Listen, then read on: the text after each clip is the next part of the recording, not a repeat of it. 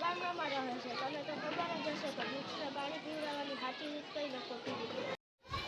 હા, મને ખ્યાલ જ છે.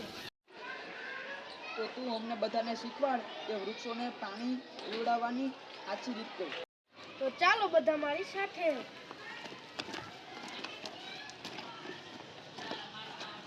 સૌ પ્રથમ વૃક્ષની આજુબાજુ રહેલા નીંદરને દૂર કરવું જરૂરી છે.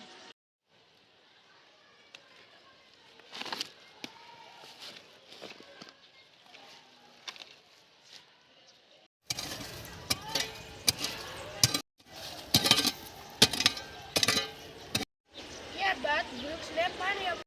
કરો, આ બાજુમાંથી ફોન લઈ આવો.